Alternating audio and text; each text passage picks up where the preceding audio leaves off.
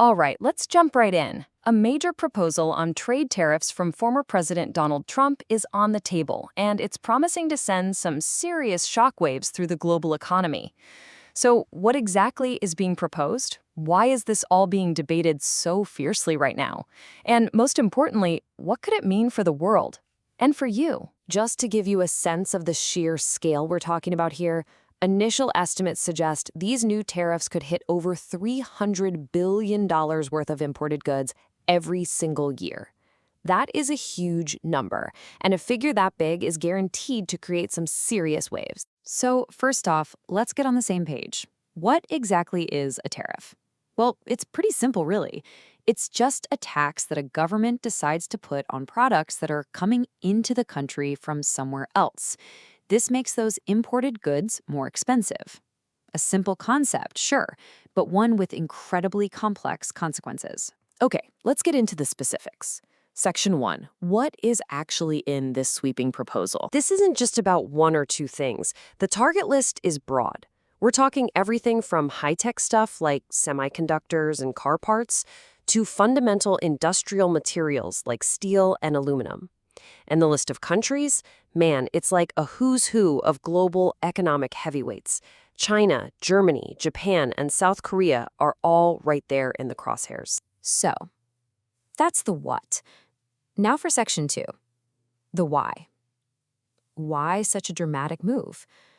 Well, the reasoning is really rooted in that America First philosophy. Supporters of this policy say they have three clear goals. Number 1, shrink the U.S. trade deficit, that gap between how much we buy from other countries versus how much we sell to them. Number 2, spark a real revival of American factories.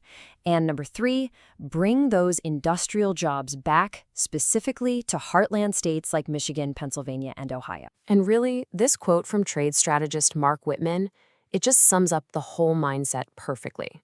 There's this deep belief that other countries have been playing with an unfair advantage for way too long, and that these tariffs are the necessary way to, as he puts it, level the playing field. All right, now for Section 3. As you can imagine, a proposal this big isn't landing quietly. Here at home, it has absolutely ignited a fierce and deeply divided debate.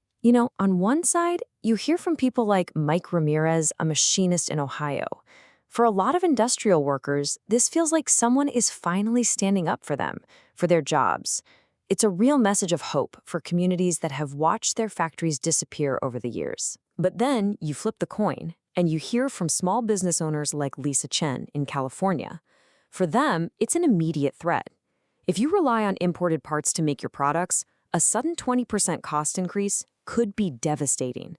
It's a direct hit to the bottom line, and it could make it much, much harder to stay afloat. And these personal stories, they really mirror the larger split we're seeing among economists.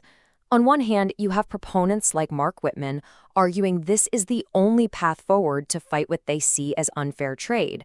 But on the other hand, experts like Dr. Linda Carter over at the Global Trade Institute are waving a red flag.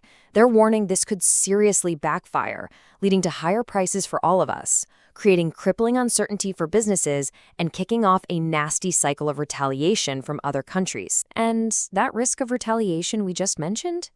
Well, moving into Section 4, we see it's not just a what if anymore. The world is already starting to push back. I mean, look how fast this is moving.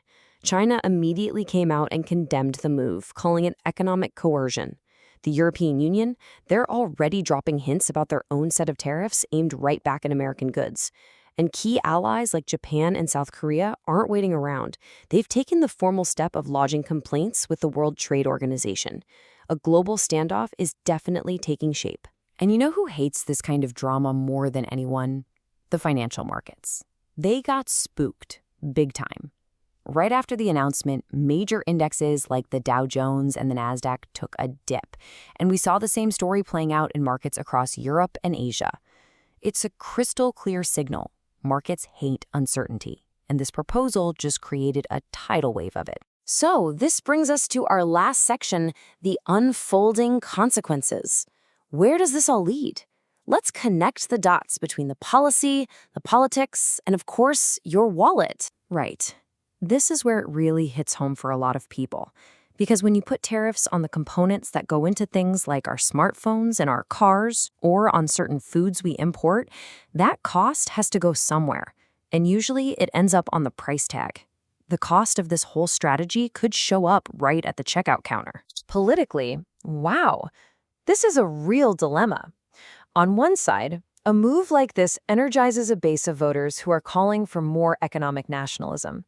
But it also puts the current administration in a really tough spot, forcing them to perform this delicate balancing act between keeping global alliances strong and responding to those pressures at home. And that leaves us right here, with the one massive question that defines this entire debate.